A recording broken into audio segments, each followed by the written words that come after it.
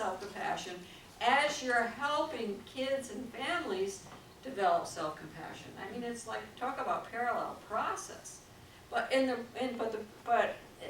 course of doing that, you do develop resilience, which is the capacity to handle really difficult situations and maintain,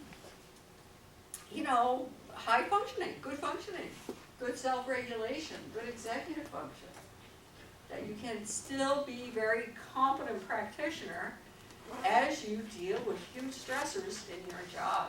And that's the very definition of resilience. And for kids, when you think about what the kids and parents have gone through, long-range goals, how can we help them deal with these terrible, terrible stressors that are in their lives so that they can be resilient? And of course, everybody has some resilience. We wouldn't be alive if we didn't. So you just want to increase our own capacities for resilience and clients. So about how do we as workers, as adults, develop the self-compassion and maintain it. But the first step in becoming self-compassionate workers is simply first being able to identify when you're suffering. Kristen Neff says, you can't heal what you can't feel. What are the signs? What do I do personally that demonstrates a lack of self-compassion so that you can start doing that work on yourself?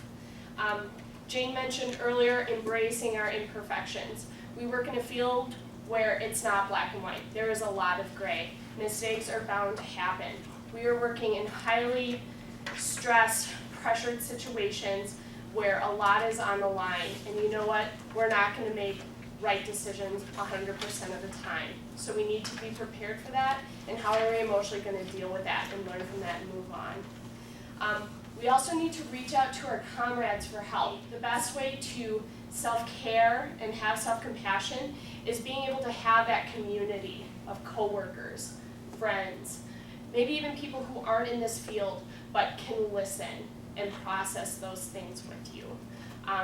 I just had a child protection worker from Hennepin County come speak to one of my classes, and he told us, everybody in this room, put 5 phone numbers in your work phone of people from your cohort that you trust that you can call if there's crisis. Because in this field, there's a lot of crisis, and the way to self-preserve is to call and reach out, because those are people who know the level of stress you're dealing with and can support you. Admitting when we're wrong. I think a really big thing that we need to do is cultivate a culture of safety in the agencies we work at, psychological safety. If you do make a mistake, feeling the safety that you won't be shamed and blamed for that, and being able to share that with coworkers and not be fearful of losing your job or being criticized or reprimanded in some way, but putting that mistake out there so that everyone can learn from it.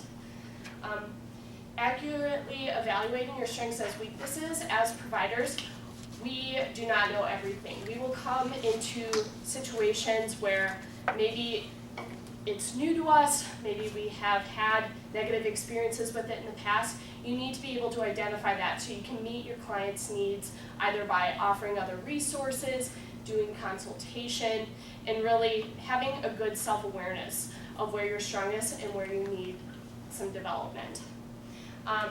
And at least for me and a lot of my classmates entering this field, our biggest areas of lack of self-compassion is not having faith in our competency, having a ton of self-doubt. And we just have to remember that we do have training, we do have education, we do have the passion to help others, and that we do have the competency and self-worth required to do this work. Learning to nurture yourselves with loving kindness, and that is different for everyone. I spoke with people who tell themselves mantras in the car.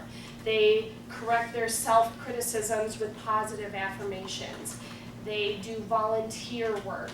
They belong to a faith community. You need to do things to boost that emotional reserve to do the hard work that we do. So ways to develop self-compassion, kind of mentioned them already, educating yourselves on self-compassion, identifying your own self-critical process.